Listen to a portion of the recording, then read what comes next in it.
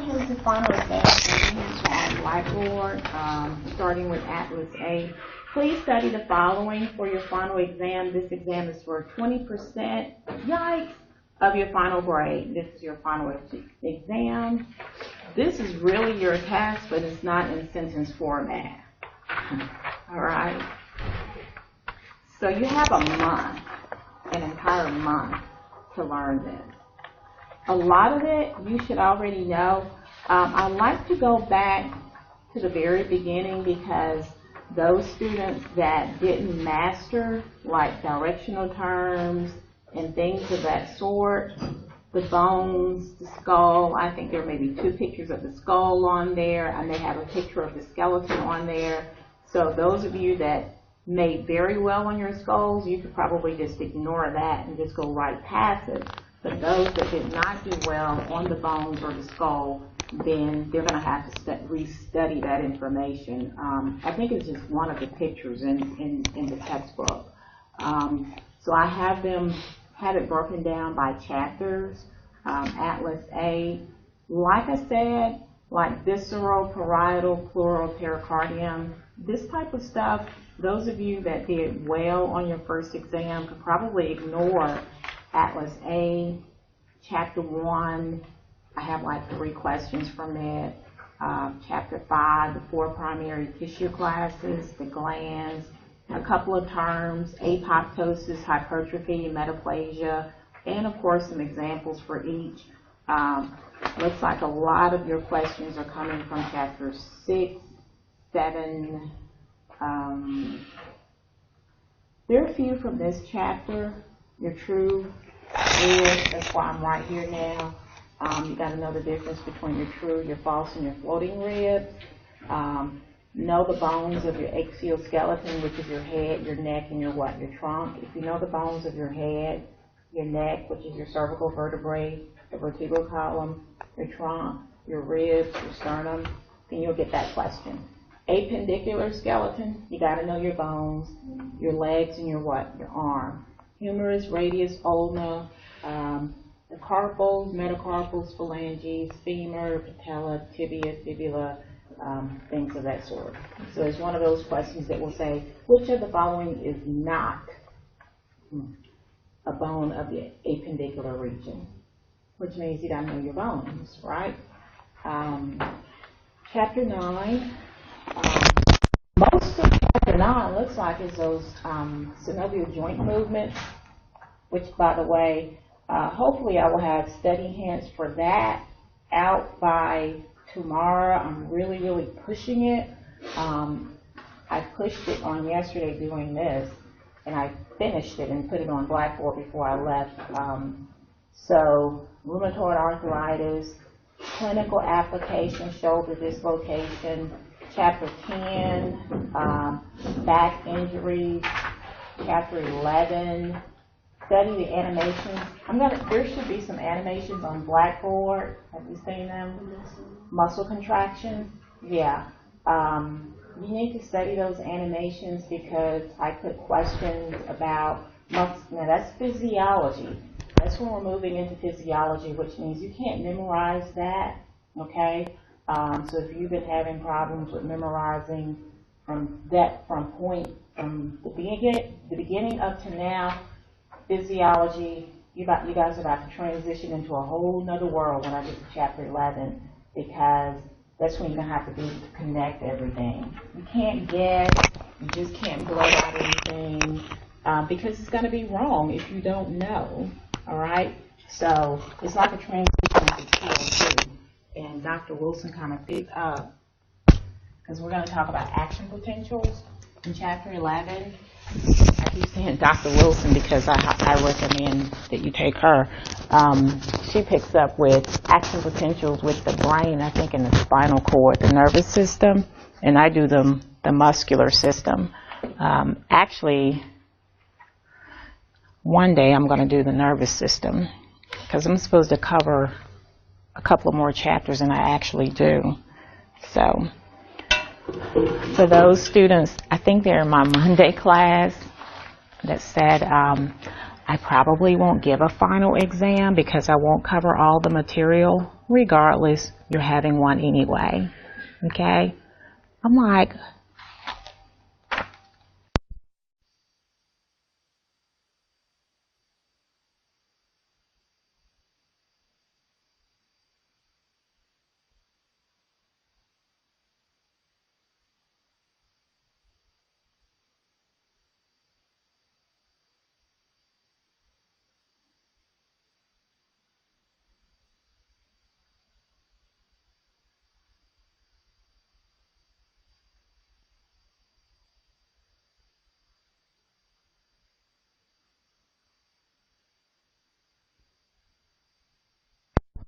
all right. So your friends that are absent, you may want to pass the word about this study guide that's hot off the press, okay? And that they need to start studying this weekend. The last day of class is December 6th, and then we go right into final exams. So you got an entire month. Everybody should make an A. Okay? So yeah, your thoracic cage you have here. Like I said, the only thing I'm going to talk about here, your thoracic cage, guys, if you look at that, it looks like a little bird cage. Okay? Within your cage, which cavity do you have? Which cavity do you have? Which cavity is in the thoracic cage? Okay, that's why it's on your test. Yeah. For those of you that say the heart and the lungs, yeah, there's a cavity. You know, we talked about your thoracic cavity, your abdominal pelvic cavity. Okay. So yeah, your thoracic cage, because we're talking about bones now. If you look at it, you have your sternum and you have your what? Your ribs. Okay? So if you're turning to your textbooks to page 257, this picture is in your textbook, your thoracic cage.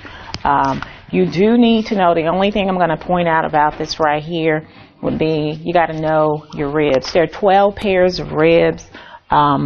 Actually,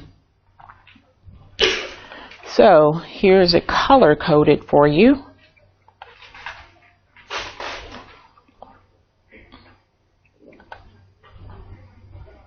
So you got 12 pairs of ribs, okay?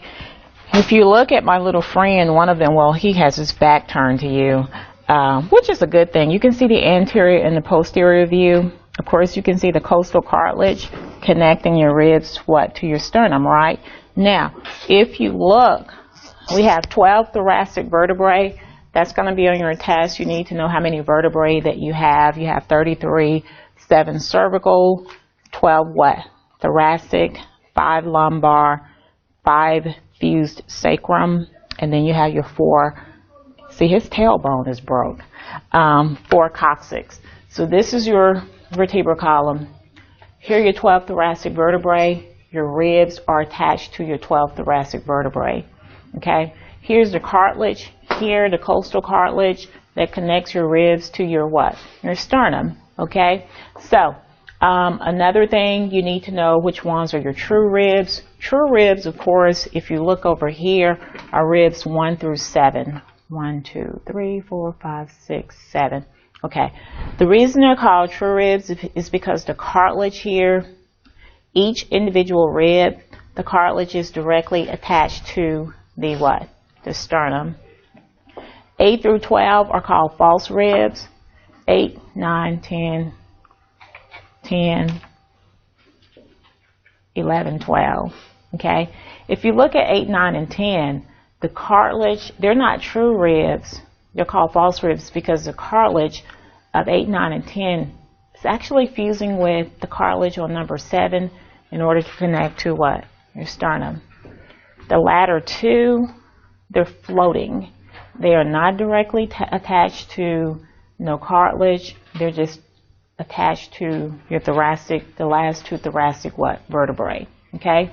1 through 7 are true ribs. 8 through 12 are, of course, your false ribs, and 11 and 12, of course, are your your floating ribs. Okay? So remember that in your textbook on page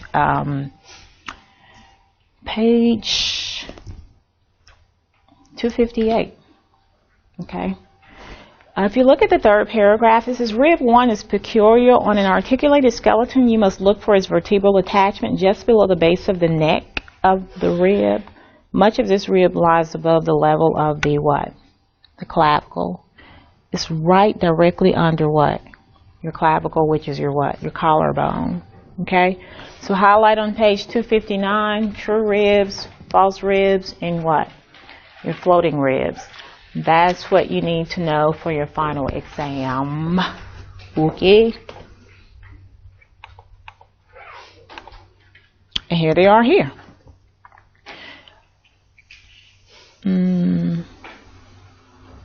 So yeah, if you brought a jump drive, you can have these PowerPoints. I just can't. Now I was able to upload chapter 9, believe it or not, to Blackboard. All right. I think if I get rid of some of these pictures here, I'll be okay. Okay, the pectoral girdle is just your shoulder girdle. It consists of your two bones, your clavicle and your what? Your scapula. Okay, that's all I need to say about that. We're about to move into joints, which is chapter 9. So this chapter right here is kind of moving into it a little bit, kind of introducing you guys to it. A point where two bones articulate or attach to each other, of course, is called a joint. I think yesterday I was asking you guys, or Tuesday when you were here, about the sternoclavicular joint, the acromioclavicular joint. This is why it's so important to know those parts of those bones, because it's called the sternoclavicular joint because the sternal end of the clavicle attaches to what? The sternum, right? You have the acromioclavicular joint because the acromio end of the clavicle attaches to the acromion, which is on your what? Your shoulder blade. The scapula articulation is a joint, okay? Articulates with the humerus, so it's called the glenohumeral joint. Glenohumeral joint, we know the head of the humerus attaches to what? Your glenoid cavity or your glenoid fossa. Remember about your shoulder joint? On your study guide, chapter 9, it mentions shoulder dislocations. Remember that, okay? Shoulder easily dislocated. This is the weakest joint. Remember that, okay? You may want to write that down, or like I said, in chapter 9, you got to read about it. Shoulder dislocation is very weak because we use the shoulder a lot. So that's why it says the easily dislocated due to what? Loose attachment. Although you have muscles that stabilize it, such as your rotator cuff muscles. I think a rotator cuff injury may be on your final exam that you need to be familiar with. Your exam is a lot of clinical information. It's just not stuff, all right? So easily dislocated. Typically, if you're reaching overhead to retrieve something, if something heavy falls on your shoulder, that's when the head of the humerus will slip right out of the glenoid cavity or your glenoid fossa. So it's called downward displacement. So this right here. So your biceps brachii tendon kind of stabilizes it, kind of wraps around the head of the humerus like that, and then you have your rotator cuff muscles around it too. So of course it does this number here. All right. This joint is hasn't been fully developed in children and kids, and oftentimes this right here will come out of here. If you know how people, they have their kids dangling in the air, a 2-year-old, don't do that, okay? Because this will do that, all right? When you're tugging them behind you, when you're in a rush, this can come out, then you'll be at Children's Hospital. I think there's a question on my test that says, baby Cree was admitted to Children's Hospital, blah, blah, blah, blah, blah. Y'all know how I do it, okay? Because when you tug on them, this comes out. These bones are not fully developed, have not completely ossified. You know they're born with, what, 270, right? Okay, so then you're going to have a doctor's bill, all right? So easily dislocated due to what? Loose attachment. So there's More information on shoulder dislocation, chapter 9. Very good chapter. One of my favorite chapters. I think a lot of questions. Well, there's not a lot of questions from it.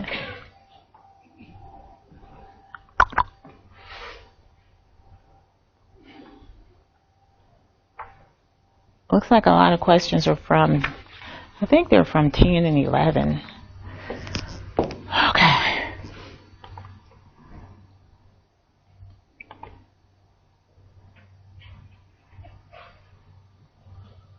Okay, the clavicle, another thing you need to remember, this one is the most frequently fractured bone in the body. Why?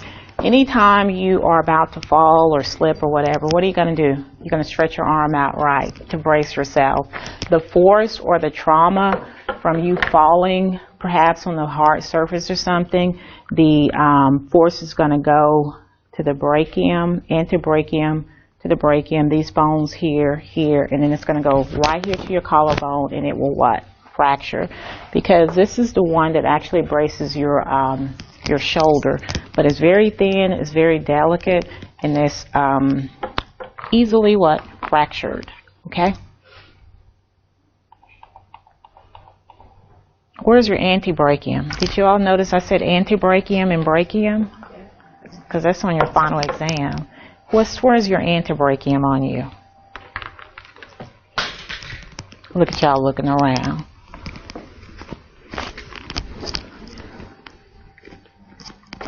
Now where's the brachium? Okay. That's from what? Atlas A, I think.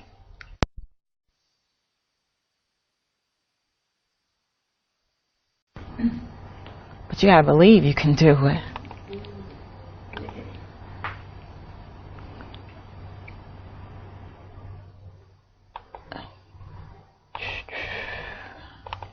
Pass right over this stuff here. There's that infamous scapula. What's the lay term for that bone? Shoulder blade. Okay.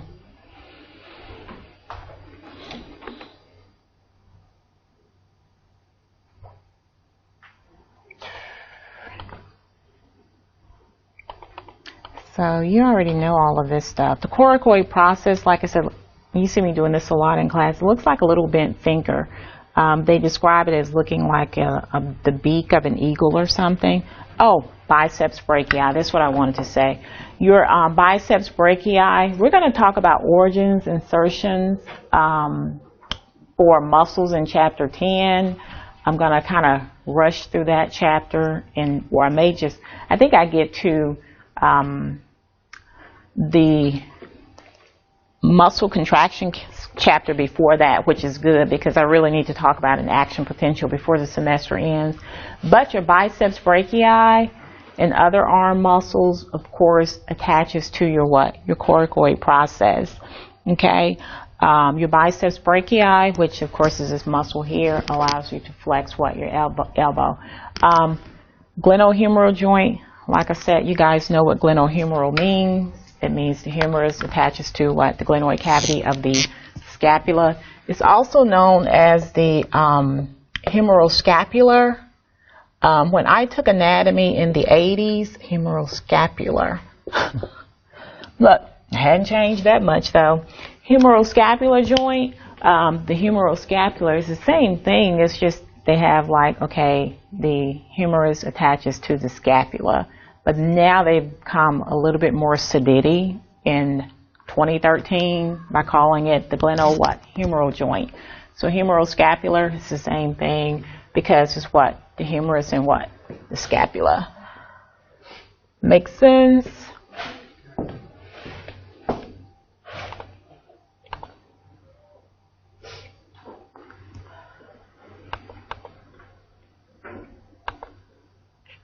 Uh-oh. There are those two questions that's on your final exam, brachium and antebrachium.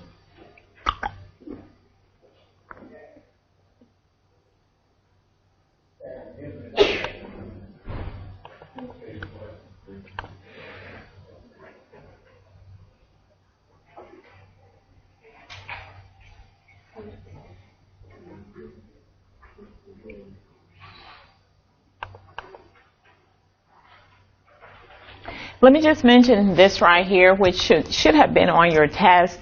This right here, the deltoid tuberosity, the deltoid muscle actually attaches here or inserts here, the tendon of it. The surgical neck, of course, is often fractured when a humerus gets fractured. Not the anatomical neck, but the surgical neck does.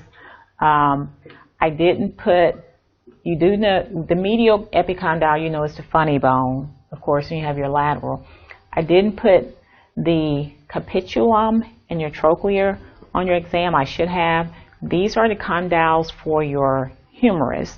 We know you have condyles on the femur, you have condyles on your shin bone or your tibia. These two right here are the condyles for your what? Your humerus.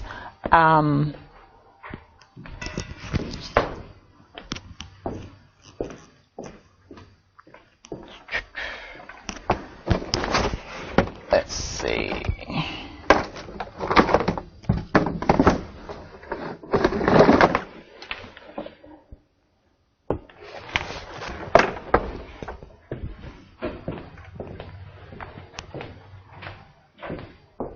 Give y'all extra points for coming to class today. Thank you for thinking enough of yourselves to come.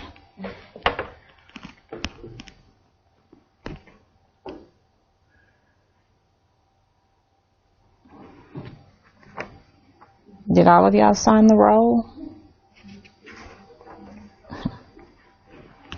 Let me turn this off. This needs to be off the record.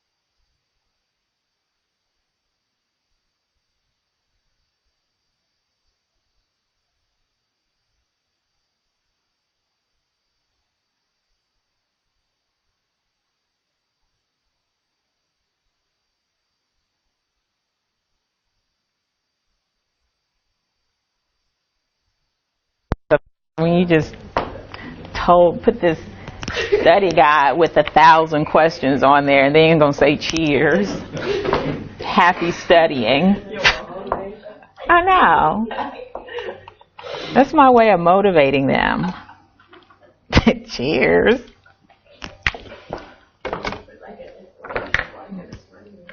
I know, they're probably like, is she crazy or what?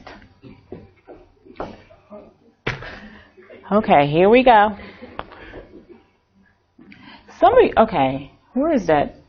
Okay, you know, this is the anterior view here. This is your posterior view. You know your olecranon, which is your elbow, fits into this. Okay, I'm going somewhere with this because we're going to talk about this right here in Chapter 9. Okay, we're going to talk about factors that affect range of motion, or ROM. Okay, so one of them, of course, will be bones that we're going to talk about in Chapter 9. So with the olecranon fossa, which is this part right here, it holds what?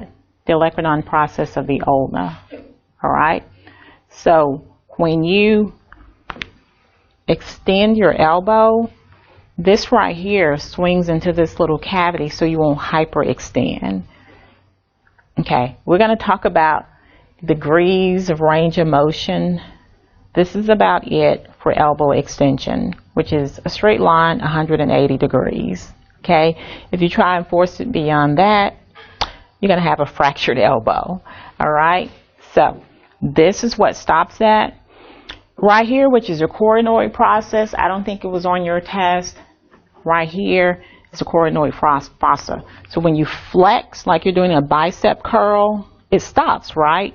That's because this little point swings into this cavity here to prevent that from what? Going beyond that. You can't do this, okay? You do that, and then it stops. The reason being is because of the points of attachment or the articulations or the structures of what? Certain bone, which we're going to talk about in chapter 9. Okay. There's the radius. We're going to talk about the interosseous membrane, which you see here in chapter 9 as well. This is considered a syndesmosis joints. We're going to talk about joints, remember.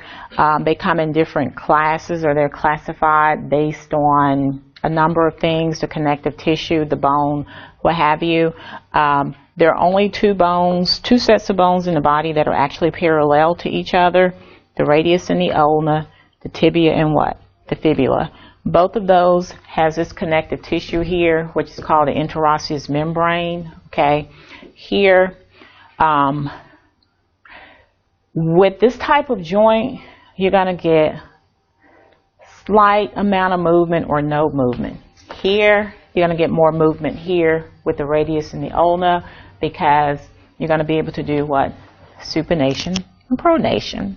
Okay, which is what you guys are going to perform for me. I would like for you to do it before Thanksgiving, so when you guys come back, you won't have anything. So this is supination. Sup means up, and pronation. The radius actually spins around, the head of the radius actually spins around the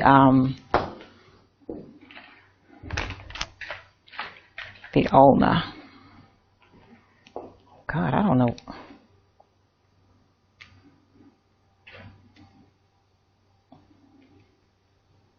So it's going to form an X. This is supination. And then when you do that, it's pronation. So you can see how that membrane allows you to do that. Supination, pronation. Okay, so the radial tuberosity, this point right here, actually tilts around the ulna. Okay, head, your disc shape allows for rotation around the longitudinal axis of the bone during what? Pronation and what? Supination. So your book describes the head like a tire spinning in snow or on a wet, slippery road. It spins. That's what the head does when it pivots. It's called a pivot joint. Okay. Because it's going to pivot around the ulna to allow you to do pronation and supination.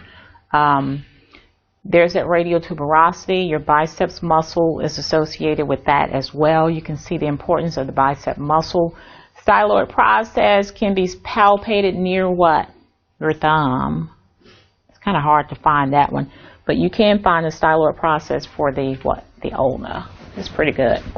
All right. Ooh.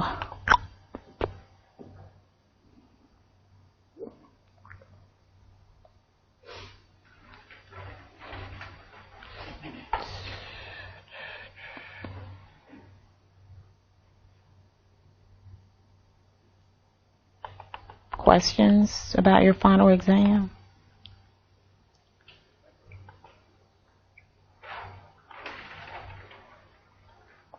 Why is it called a radial ulnar joint?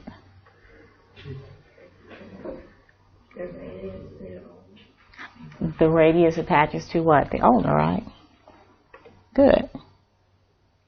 Why would it be called the humeroulnar? Humeroulnar. Humeroradial. Okay, here I go. Patellofemoral.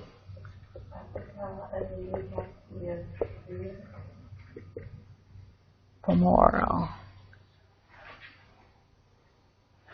Tibia fibula. Hmm? An AL, yeah. Tibial fibula. What else? Sacroiliac.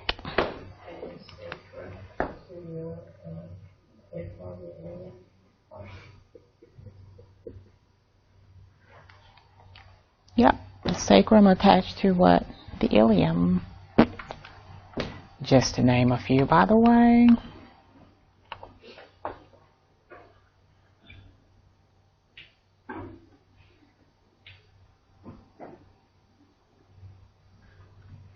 Final exam question. Epiphyseal plates. What are those? That word. Epiphyseal plates. In the phalanges and your what? Your metacarpals. Don't answer, Blessing. Let someone else answer. Diamond. What's an epiphyseal plate? Is it, Don't ask me. is it a bone? Okay. The bone that separates the plate that separates the metacarpal. What's an epiphyseal plate?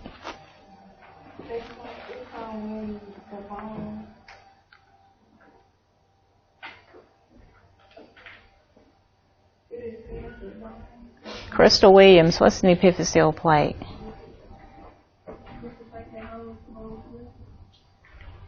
Jasmine Williams, what's an epiphyseal plate? A plate of highly cartilage between the epiphysis and the diaphragm. What does that mean? Because you know I'm not going to have it like that on your test. You know I'm going to. Now you know I'm going to turn it into a clinical question. Caritza? Thank you. Your growth what? Plate. So, Leslie? No, I'm not going to ask you. Let me see. Miss Tarver. And she looked like a deer in headlights.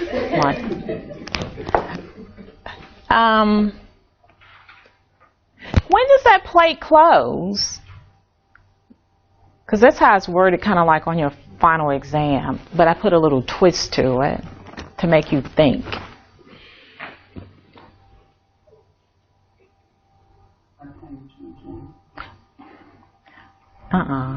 Well, it does. Late teens and early 20s, it does close. Why? Because if it doesn't, you're going to keep growing and growing, and you're going to become a giant. I'm just saying, I'm listening to you. You're right. Okay. Well, I'm listening to you for the answer. But that's what you said. You stop growing. You stop growing at the time. But why? What happens? What stops us from growing? It's associated with that plate. Mr. Hill, the one with the photographic memory.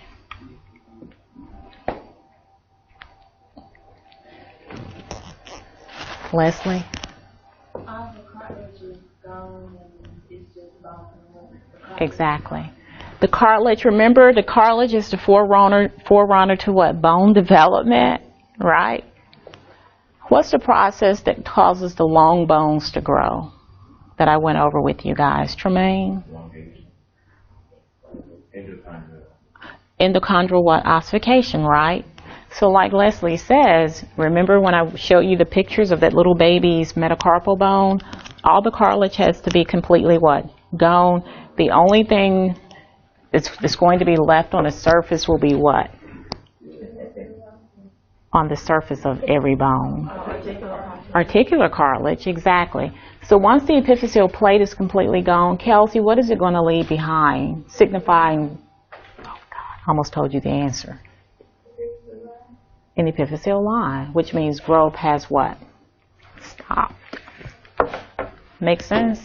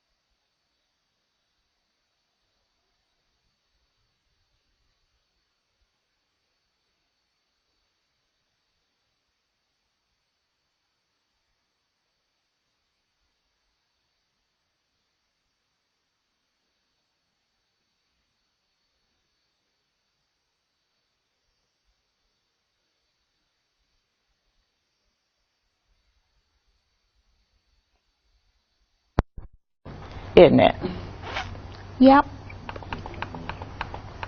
Okay, it's too many hands on here. That's why I need to delete all of this. Oh my God. I think they're showing like every little individual bone in the, oh God.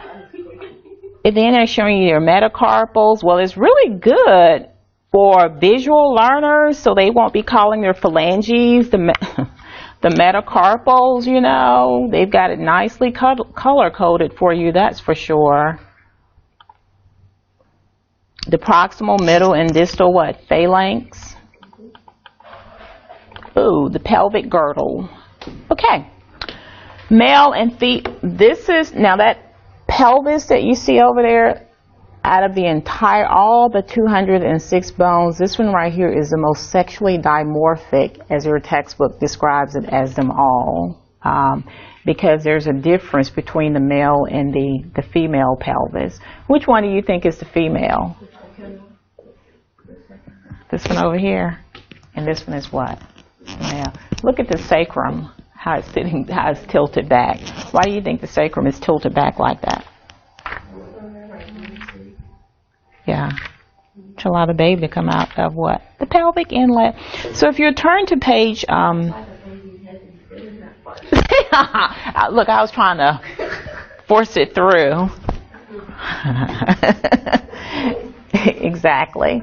They need to start making those where that sacrum is tilted back like that. But anyway, yeah, if you look on page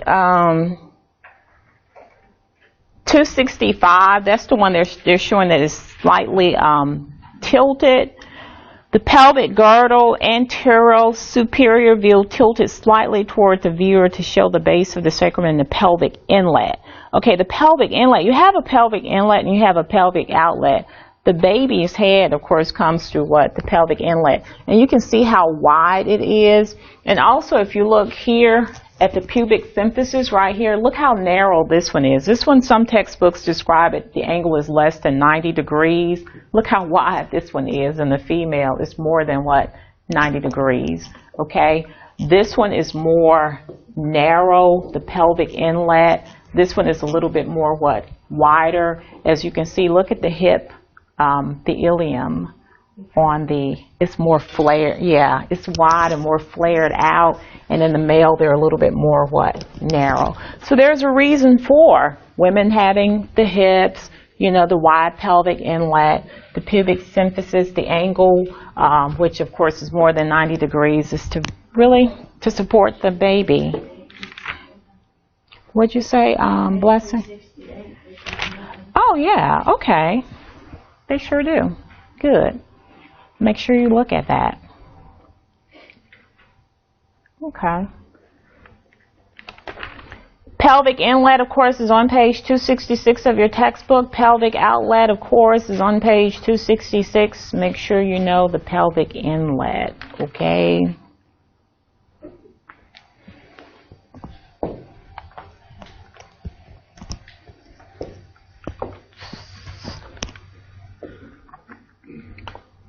Okay, this is enough of this chapter.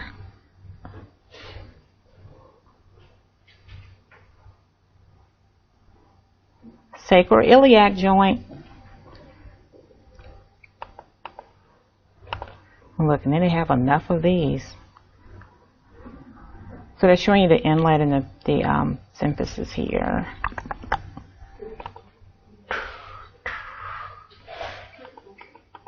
Moving on. How did all these fit on the chapter? Huh? How did all of these fit on the chapter? The chapter 9 is actually. I know. The 8 is out there now. Well, this chapter 8 is not out there. I mean,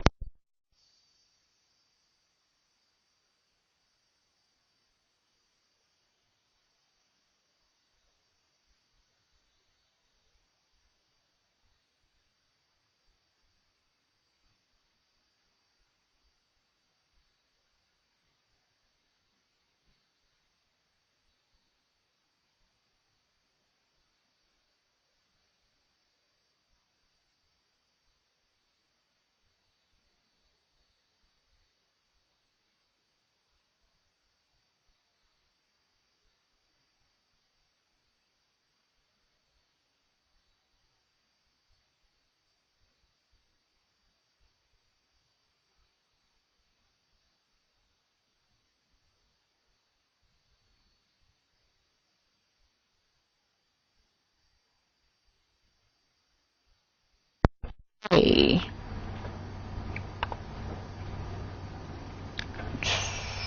You have 3 bones that make up the hip. They're not completely fused. We mentioned the ischial tuberosity. That's the bone that you actually sit on. See, a lot of this is not on your finals because it was on your lab exam. Okay? Which I'm glad I did kind of put those questions out there for you.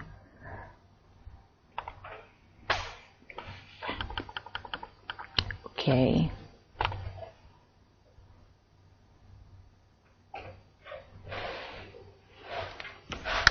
What is that green rounded part of the femur called? Okay. Fits into what part of the hip bone?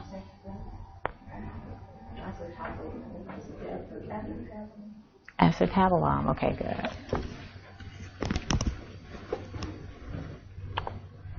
What is this green? Well, the answer is okay. Never mind.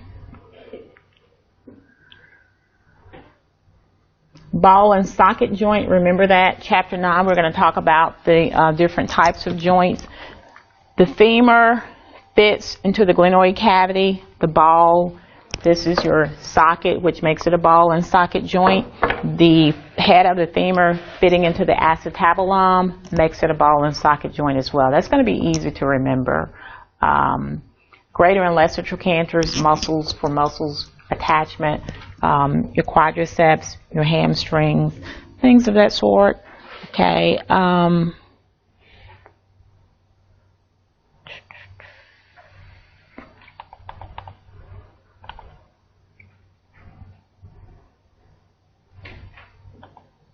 Gluteal tuberosity, your gluteus maximus muscle attaches there.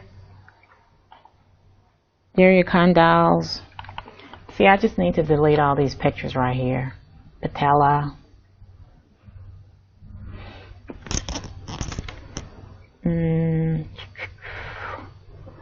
going to talk about your knee, which is one of the most complex joints in the body in chapter 9.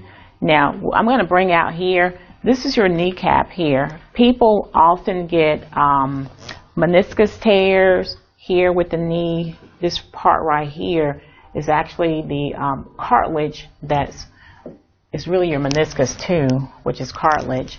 Your knee actually stabilizes the tibia and the fibula, okay? Your quadriceps femoris muscle, which is this muscle on the front of your thigh. If you have really, really strong quads, if you work out, because the tendon is going to actually go over the patella down to the tibial tuberosity on the tibia, and of course, strong quads equates to you injuring your kneecap. You're least likely to injure your kneecap if you have really, really strong quadriceps. Okay, extends from the anterior muscle of your thigh to the patella, continues as a patella ligament from the patella to where the tibia. Okay, people that typically injure, well, athletes get a lot of meniscus tears, knee injuries as well, but it has to be due to a really, really hard blow or force to this area. Otherwise, if you have strong quads, then you reduce your chances of having a knee injury. There's that tibial tuberosity, which should have been on your exam. That little bump, you can actually palpate it right below your kneecap. If you kind of flex your knee a little bit or bend it, you can really feel it. That quadriceps tendon goes from there all the way down to your tibial tuberosity. Okay. Medial lateral malleolus, you guys know what that is, those little bumps or knobs on the side of your ankle. And of course you have the calcaneus, which is your what? Your heel. Okay. There is a question on your final exam. We're going to talk about a torn Achilles tendon. Has anybody ever torn their Achilles tendon?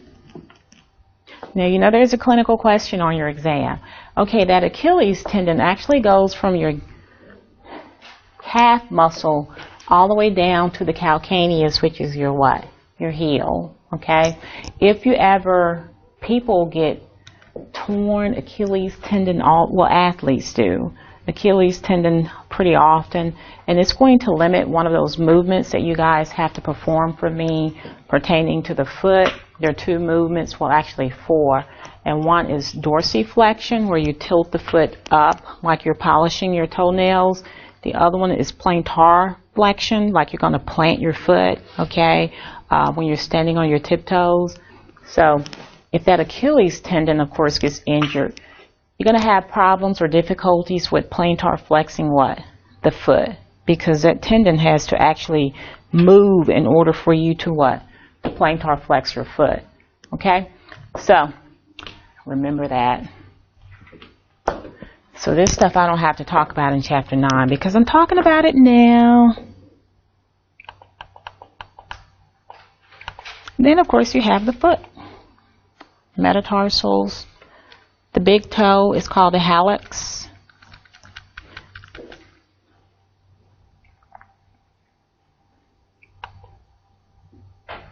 And, of course, they talk about the arches of the foot. That's the end of that. Now we're about to go to my favorite chapter. This one is on Blackboard, by the way. So chapter 9.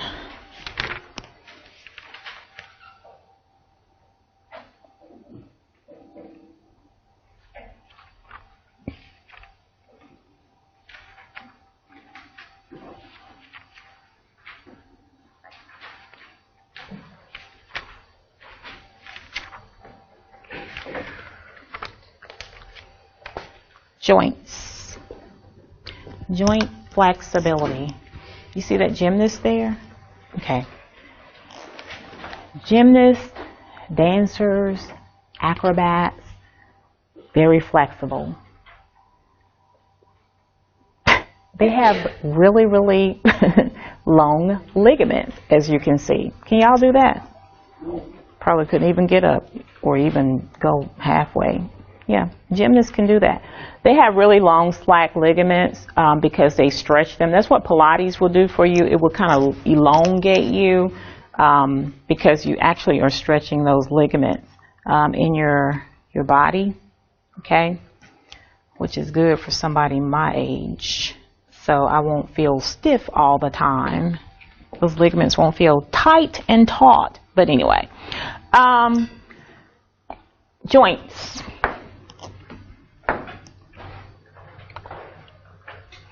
What is a joint? It's also called an articulation. I've already introduced you to it in chapter 8. Any point where 2 bones meet. So nobody should, if I ask you what humeroscapular means, you just need to think about a joint. And you need to think about where 2 bones, what 2 bones are actually what? Meeting. Whether or not the bones are movable at that what? At the interface. Okay? Now with this chapter, those bones, we're going to talk about flexibility, joint flexibility over here. Kind of shows you a demonstration, figure 9.1. Over here, we're going to talk about the movable diarthrotic joints where you get rheumatoid arthritis in. We're going to talk about the amphiarthrotic joint and the other classes of joints and how they're classified as well. We're going to talk about sutures over here, which are immovable joints that actually hold what? Your skull bones together. It mentions, if you look at the introduction on page 279, second paragraph, in everyday life, we take the greatest notice of the most freely movable joints of the limbs. The most freely movable joints, the ones we use pretty often, your shoulder joint, your hip joint, your knee joint, your joints of the fingers, the proximal, middle, distal, what? Your phalanx, okay? Those are considered freely movable joints. Those are the joints people often get arthritis in, the freely movable one. They're called your diarthrotic joints, okay? And it is here that people feel most severely compromised by such disabling diseases as arthritis. Much of the work of physical therapists, any PT majors in here? Oh, well, okay, you really need to know this chapter. Most of the work of PTs focuses on what? Limb mobility. In this chapter, we will survey all types of joints, from the utterly immobile to the most movable, but with an emphasis on what? The latter, which are the ones that we move or we use a lot of, because those are the ones that are the most crippling, the most debilitating, the most disabling, because you get arthritis, you get gout. Anybody in here with gout? You get osteoarthritis and all of that in those joints, okay? Study of joints, the function and dysfunctions of joints is called what? I need some feedback, folks, or y'all won't get those points. Arthrology, right, and also kinesiology. Has anybody ever taken a kinesiology course? I took a kinesiology. I've probably taken every science course there is in the 80s. Kinesiology, kind of like anatomy, but you look at the mechanics, the biomechanics of movement. Study of muscles, the impact of muscles in your skeleton, how they work together, okay? A branch of bio what? Mechanics. That's what you look at. You should take one. It's really fun. What does Miss Tarver? What does atlanto-occipital joint? What two bones are they talking about?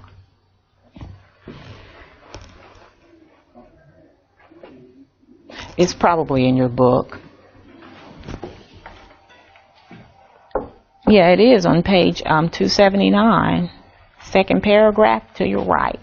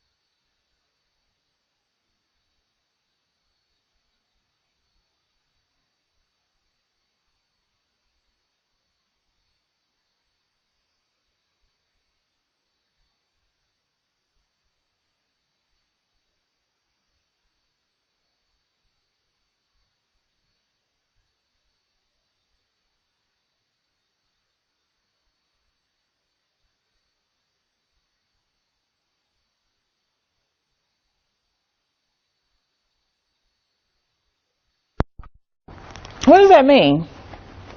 If you know your bones, I want to hear from these pre-nursing folks, these folks that say they want to be a nurse.